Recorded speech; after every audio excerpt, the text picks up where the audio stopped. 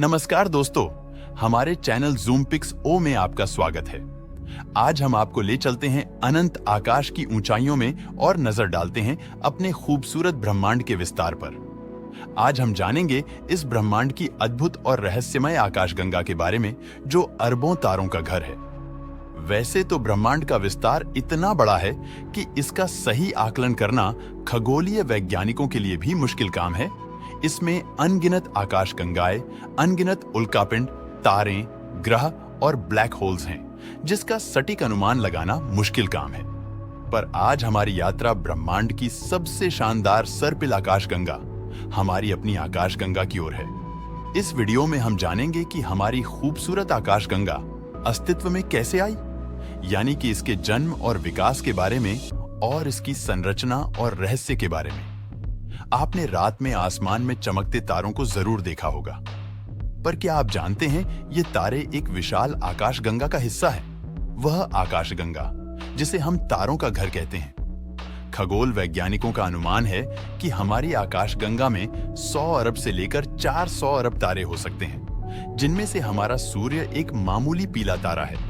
लेकिन सिर्फ तारे ही नहीं, आकाशगंगा में गैस और धूल के विशाल बादल भी मौजूद हैं, जिन्हें हम निहारिका या नेबुलाए कहते हैं। ये निहारिकाएं रंगीन और आकर्षक होती हैं और इन्हीं में से नए तारे जन्म लेते हैं। तो अगली बार जब आप रात के आसमान को देखें, तो याद रखें कि आप ब्रह्मांड की एक शानदार आकाशगंगा के एक छोटे से हिस्से में खड़े हैं। आकाशगंगा का जन्म और विकास।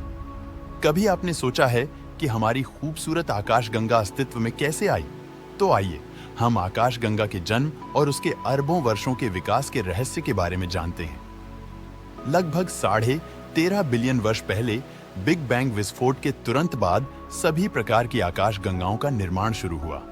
उस समय ब्रह्मांड बहुत गर्म और घना था, लेकिन जैसे जैसे ब्रह्मांड का विस्तार हुआ, वह ठंडा होने लगा। इस ठंडी होती गैस के विशाल बादल अंतरिक्ष में तैरने लगे और फिर गुरुत्वाकर्षण का खेल शुरू हुआ। गैस और धूल के इन बादलों में गुरुत्वाकर्षण का बल बढ़ने लगा, जिससे वे अपने ही भार से नीचे गिरने लगे और धीरे धीरे ये गिरते हुए बादल एक चपटी डिस्क का आकार लेने लगे। इस डिस्क के केंद्र में तारों का घना बुलबुला बन गया और बाहरी इलाकों में सर्पिल भुजाएं बनने लगी। साथ ही डिस्क के अंदर घूमती गैस के घने बादलनुमा टुकड़े आपस में टकराकर गर्म होने लगे और अंततः तारों में बदल गए।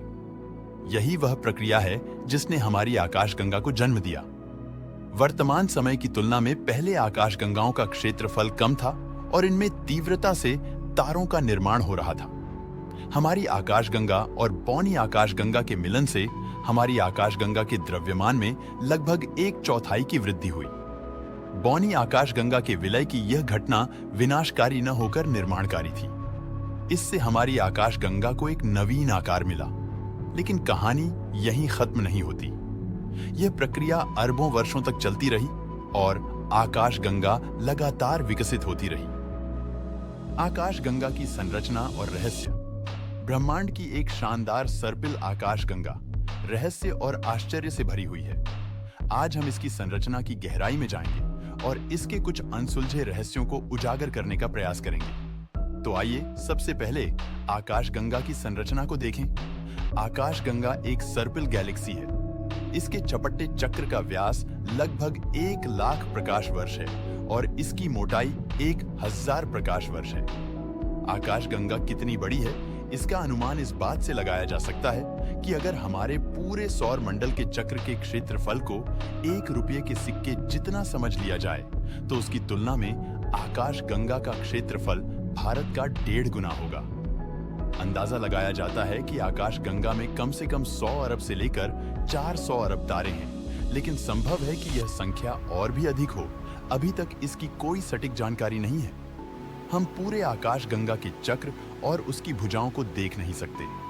आकाशगंगा का अध्ययन करने के बाद हम केवल अनुमान लगा सकते हैं कि यह सर्पिल श्रेणी की गैलेक्सी है, लेकिन यह पता लगाना बहुत कठिन है कि आकाशगंगा की कितनी मुख्य और कितनी क्षुद्र भुजाएं हैं। ऊपर से यह भी देखा गया है कि अन्य सर्पिल गैलेक्सियों में भुजाएं कभी-कभी अजीब दिशाओं में मुड़ी हुई होती हैं या फिर विभाजित होकर उपभुजाएं बनती हैं। 2008 तक माना जाता था कि आकाशगंगा की 4 मुख्य भुजाएं हैं और कम से कम 2 छोटी भुजाएं हैं, जिनमें से एक शिकारी हंस या ओरायन सिग्नस भुजा है, जिस पर हमारा सौर मंडल स्थित है। 2008 में विस्कॉन्सिन विश्वविद्यालय के रॉबर्ट बेंजामिन ने अपने अनुसंधान का नतीजा घोषित करते हुए दावा किया कि दरअसल आकाशगंगा की केवल 2 मुख्य भुजाएं हैं, पर्सियस भुजा और स्कूटम सेनेंटोरस भुजा, और बाकी सारी छोटी भुजाएं हैं। ये भुजाएं गैस, धूल और युवा तारों से बनी होती हैं। हमारा सौर मंडल आकाशगंगा के बाहरी इलाके में स्थित है और उसके केंद्र की परिक्रमा कर रहा है। इसे एक परिक्रमा पूरा करने में लगभग 23 से 25 करोड़ वर्ष लग जाते हैं। वैसे तो आकाशगंगा में बहुत सारे रहस्य छिपे हैं जो आज भी अनसुलझे हैं। आज हम उन्हीं में से कुछ रहस्यों को जानने का प्रयास करते हैं। आकाशगंगा के केंद्र में सबसे बड़ा रहस्य छिपा है। माना जाता है कि वहां एक सुपरमैसिव ब्लैक होल मौजूद है, जिसे सैजिटारियस ए के नाम से जाना जाता है। इस ब्लैक होल का गुरुत्वाकर्षण इतना प्रबल है कि इसके आसपास के तारे भी इसकी परिक्रमा करते हैं। लेकिन रहस्य यहीं खत्म नहीं होते। आकाशगंगा में डार्क मैटर नामक एक अदृश्य पदार्थ भी पाया जाता है। इसका गुरुत्वाकर्षण प्रभाव महसूस किया जा सकता है, लेकिन हम इसे सीधे नहीं देख सकते। डार्क मैटर आकाशगंगा की संरचना और विकास को गहराई से प्रभावित करता है। इसी तरह की एक और भी विचित्र और रहस्यमय खोज हमारे वैज्ञानिकों ने की है। उनका कहना है कि हमारे आकाशगंगा में मैगी बन रही है। यहाँ मैगी का मतलब खाने वाली मैगी या नूडल्स नहीं, बल्कि यह घुमावदार बादलों और गैसों का एक बेहद लंबा हिस्सा है।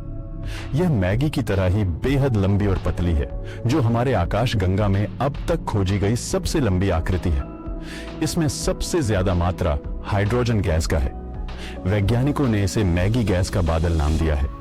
शोधकर्ताओं के अनुसार यह आकाशगंगा में खोजी गई अब तक की सबसे लंबी वस्तु है, जिसकी लंबाई करीब 3900 प्रकाश वर्ष और चौड़ाई लगभग 150 प्रकाश वर्ष है। यह हमारे सौरमंडल से लगभग 55,000 प्रकाश वर्ष दूर है। जर्मनी के Max Planck Institute for Astronomy MPIA के शोधार्थी जोनास सैयद ने कहा कि हमें सच में यह नहीं पता कि हमने इसे कैसे खोजा।